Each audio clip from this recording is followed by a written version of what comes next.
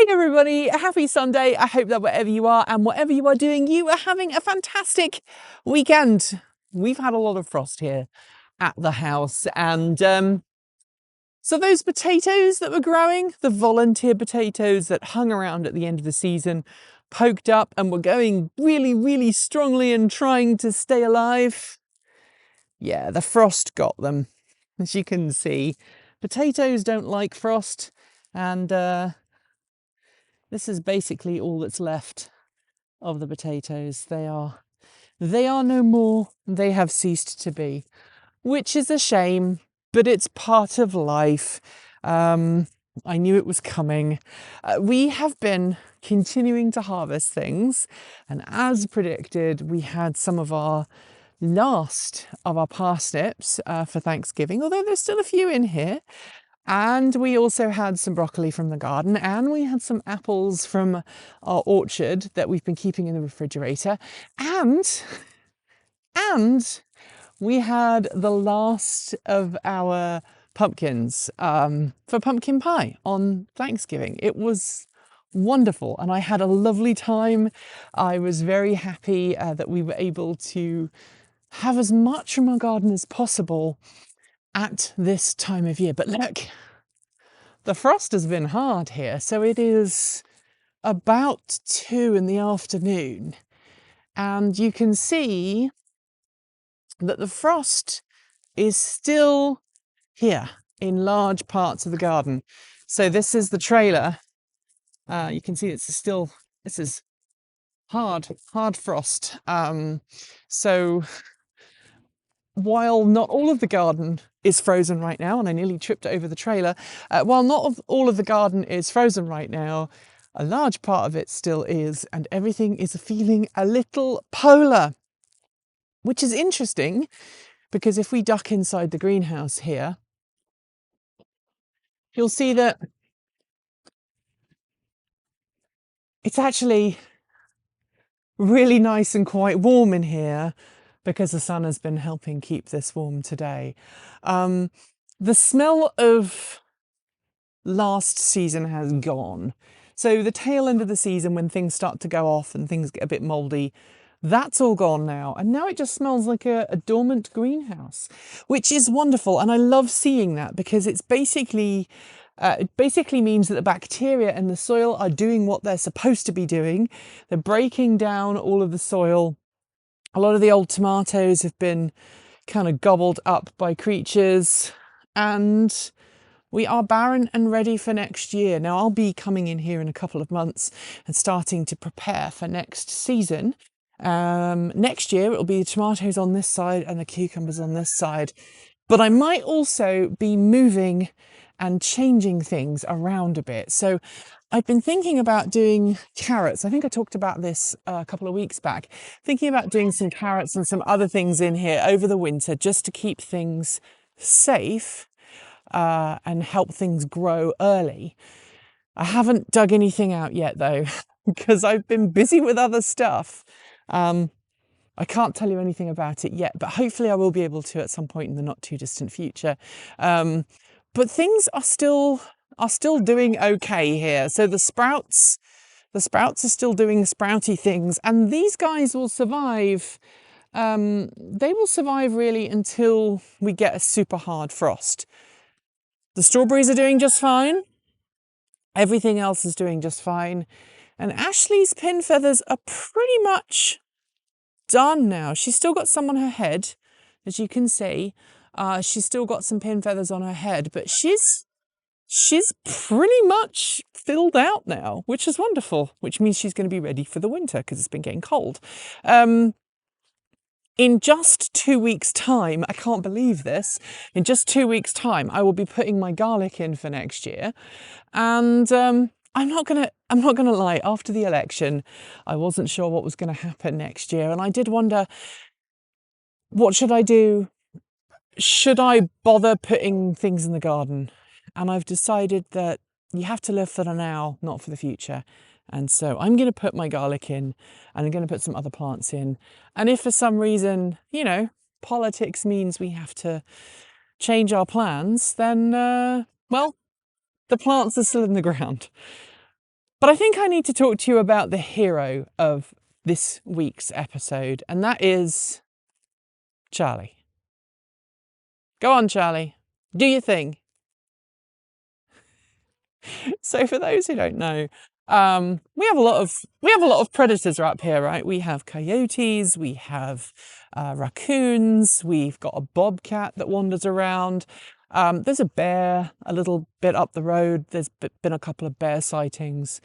So suffice to say, all of the above would love to get their hands on a nice tasty chicken, and so I tend to only let the chickens out of their coop when it's a really nice day, when we are around, and when we think the likelihood is that critters won't come in and try and attack the flock. It also means in the spring, when coyotes are nursing their young, we definitely don't let the chickens out, because you know that's a dangerous time of year. But what we do at this time of year, just let them out for an hour or so.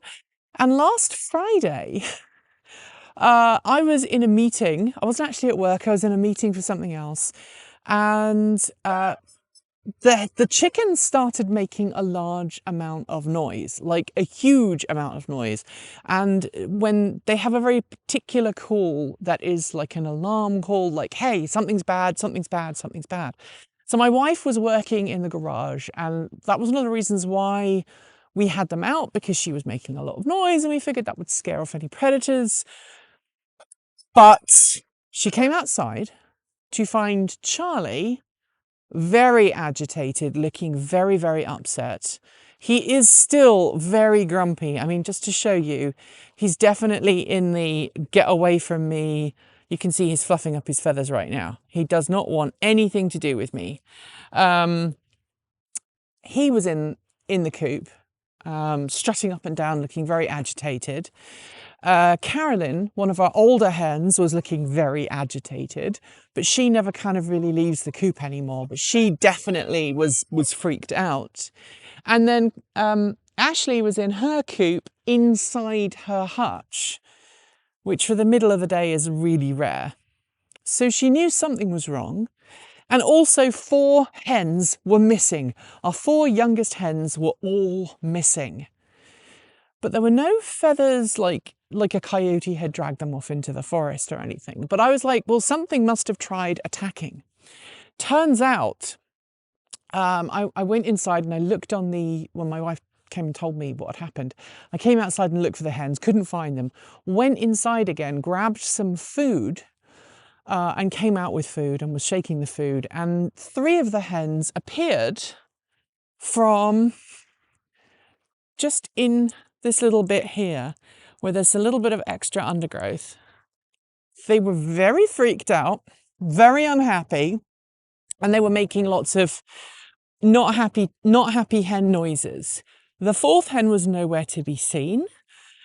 And once I got everybody else back in their coop, I was like, okay, I think I probably lost a hen. I think I've lost a hen. So what I did was I closed up the coop, and I went in and I looked on my security camera. Now, I'm not going to show you, but I have a security camera on the edge of the chicken coop that points in that direction.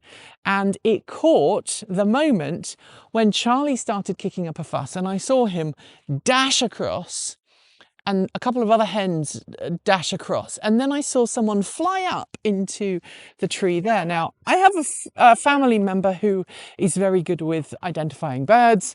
And I reached out to them and said, hey, that's a bird of prey, but is it a hawk or a kite? And they said it was a red-tailed hawk. It was a young red-tailed hawk that had bomb dived the chickens, had not been successful. But Charlie kicking up the fuss he did is thought to be the reason why I still have all my hens. So it wasn't until very late in the afternoon, just after the sun had gone down, I got a message from my wife saying, hey, can you come outside? She was outside with the dogs, and she said, I've got a chicken who needs to go back in the coop. And the 4th hen had just been hiding, probably for about 3-4 hours in the bushes. And when it got late, she came back out and tried to reunite. But they're all okay. Nobody is hurt. Nobody is missing feathers. everyone is happy apart from Charlie, who's still... Charlie, don't be nasty. Charlie thinks the world is out to get him. I mean, that day, definitely it was. And roosters do get older. When they get older, they do get grumpier. So there's also been a bit of that going on. Charlie's getting on in age a bit, and he's definitely no longer quite as chill as he used to be. Ironically, though, the day this happened, I found a freshly laid egg in the coop, and I haven't found any since. So I think they were on the brink of starting to lay again, and then this attack happened, which all of them survived, but it's freaked them out, and now they're waiting. I think they're just waiting to recover, and then they'll start laying, which would be nice because it's about time we have some fresh eggs rather than buying them from the store. Anyway, tell me what's going on in your garden. Do you have any tales of daring from your roosters, if you have them? And if not, tell me what's going on in your natural world locally. Thanks for joining me today, and if you've got thoughts, make sure you leave them in our Discord chat room, on our Patreon page, or you can reach out to us using Mastodon or Blue Sky. Thanks to the amazing list of people scrolling by on your screen right now. They are some of more than 1,500 people who help fund this channel using Patreon and YouTube, helping us cover our bills, pay our team, and making sure that we can remain 100% independent. If you'd like to join them and see your name listed here, just follow the links below. There are a range of different tiers you can sign up for, from as little as $1 a month, or if you pay yearly, just under $11 a year. We've had so many headaches with our credit list in the last few months. I'm sorry, it's been down to a non-functioning program we were using to pull the list out, but today's list has been manually generated, so please do let us know if you're not on there and should be. We are, after all, only human-ish.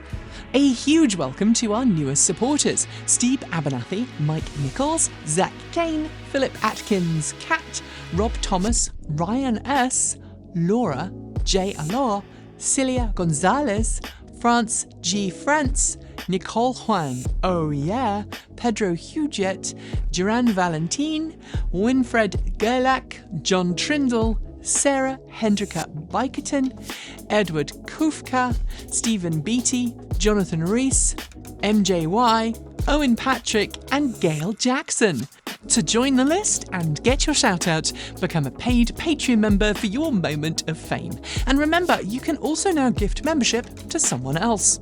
If you'd like to support us with a one-off donation, you'll find links below to make Ko-fi and Bitcoin donations. And we even have an old-fashioned PO box you can reach us at. The address is listed below. And if you're in need of some swag, you'll find our swag store also in the down below. We've got some fantastic content coming up, so make sure you're subscribed on PeerTube or YouTube, and we'll see you very soon. We make new videos every Monday, Wednesday, Friday, Saturday, and Sunday. If you want more, the mighty algorithm thinks you'll like this video, but we also think that you should look at this one. See you soon, and as always, keep evolving!